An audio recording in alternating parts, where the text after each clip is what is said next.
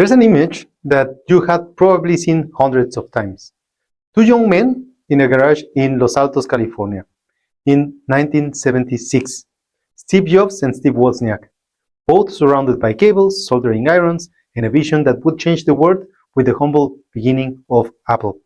That image feels almost biblical, the spark of genius, the origin of an empire built from nothing. But here is what is almost never said about that. The garage was a secondary workplace. Much of the Apple I design happened in a shared office, in Jobs' bedroom, and the real garage was not the center of operation. It is kind of a myth. And yet, that story has inspired generations of entrepreneurs and engineers. Why? Because raw truth does not move armies. What moves armies is what the story represents. Two people who believe so strongly in the quality of what they were building, in the design, in the experience, and in making something that simply worked, that they were willing to start from zero. Welcome to Advanced Quality Programs with Juan Navarro. In this podcast, we're going to dive deep into the world of quality and leadership philosophies. That story is the difference between managing processes and leading with purpose. Today, we are going to explore something almost no one in management discusses openly: organizational mythology. Not as an academic idea, but as one of the most underrated leadership tools. Because I want you to stop for a moment and think. Organizations are not moved by procedures, by KPIs or certified quality manuals. They are moved by the stories. Stories that say who we are, where we come from, what we value, and what we are willing to defend when no one is watching. And the quality professional, the leader who understands this, the one that can read the stories that already exist in that organization and build new ones with intention, stops being the guardian of the procedures. He or she becomes the architect of one culture. That is the difference between going as a manager and becoming a leader. And there's a word that sums this up: folklore.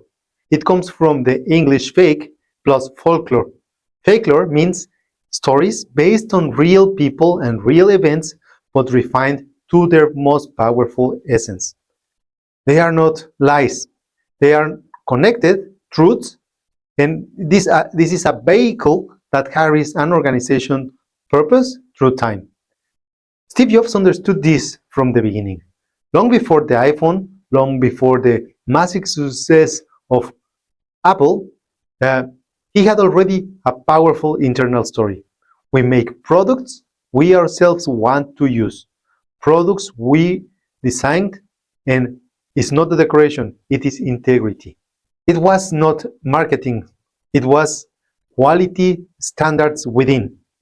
And this was communicated through the story. And everyone at Apple knew the story of Jobs rejecting prototypes again and again, not because they did not work, but because they were not good enough. That story did more for Apple and the culture of Apple than any procedure or manual. It communicated something deeper than a technical specification. It communicated purpose. And here is the critical distinction. Leadership in quality is not about what you reject. It is not about non-conformities, or is not about the certificates that you can achieve. It is about the purpose you defend, the vision of excellence that you describe, and these stories you use to make that vision spread. When a team understands the why behind what it does, the leadership stops being burden. It stops being the department that says no. It becomes a shared standard. It becomes a collective pride. There is another example from the other side of the world. Taiichi Ohno, the architect of the Toyota production system and the father of the lean manufacturing, had a practice that became legendary inside Toyota. When he walked through the plant and found a problem, he did not give any solution. He simply asked why. And he asked that repeatedly until the team reached the root cause. Today, that story lived on decades, even after Honor retired. It became the famous 5 Whys, a tool you have probably used and we discussed in this podcast. But the tool is not the most important part. What matters is that the story of the man who kept asking why taught more engineers than any manual. It created a culture where questioning was not a threat, but a discipline, and it was respect for the truth. That is leadership through the narrative. It is not about telling nice stories. It is about living a principle so deeply that it becomes a story. And then letting that story multiply the message. Now, let's look at modern case takes to this storytelling to the extreme. Elon Musk is sometimes compared to Iron Man. Musk does not only run ambitious companies. What is fascinating is that all of them, Tesla, SpaceX, and Neuralink, seem to be connected by one big story: the future of humanity. People do not work 80 hours a week at SpaceX only for the salary. They work because they want to be part of that success story. Now, here is the warning. Mythology can also blind people. When the leader and the story becomes bigger than reality, the organization loses self-criticism. Uncomfortable data gets swept under the rug. And quality professionals who cannot tell the truth because it conflicts with the official mythology has lost their essential role. And this brings the deeply personal question. If groups are building their identity through stories, what story are you building? There is a concept I want to give you today, the personal canon. It is not your resume or your LinkedIn achievements. It is the set of stories you choose to preserve, not because they are objectively impressive, but because they mean something, because they remind you of your values, because they give you a pattern for leading with integrity.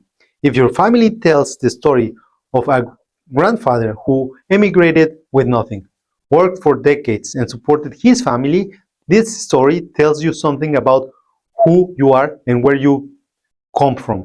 It tells you, I come from people who do not give up.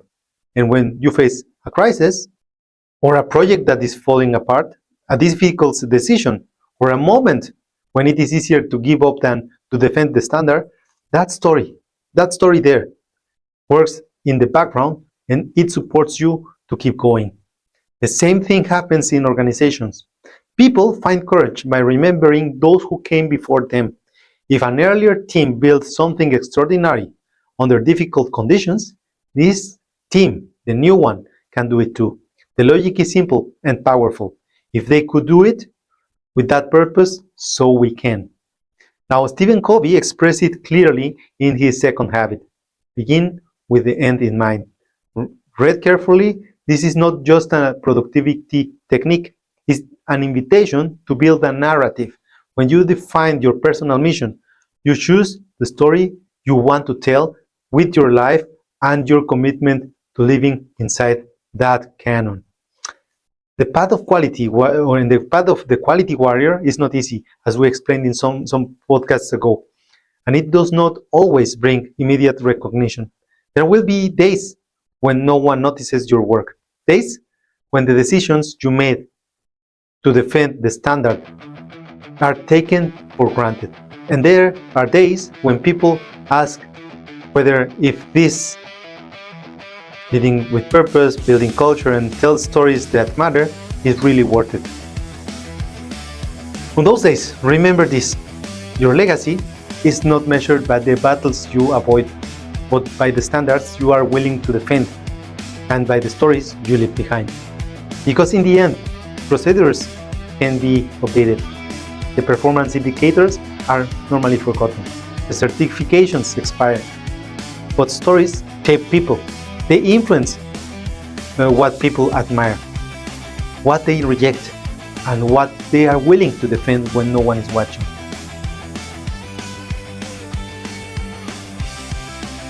And that's it for today. Thanks everybody for your ratings on my books, The Life Quality Mindset, The Life Quality Projects, The Quality Principles. And if this episode helped you to understand something that had been confusing you for a while, please hit like, subscribe, and share it with a colleague who is only looking at the CP. That is all for now. Stay excellent, keep improving, and now remember not to be the manager who discovers late that the process was drifting.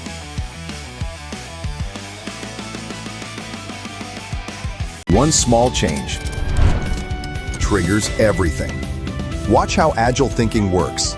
Inspect, adapt, repeat. Each step builds the next, creating confident, unstoppable momentum. This is The Quality Mindset by Juan Navarro. Get your copy now.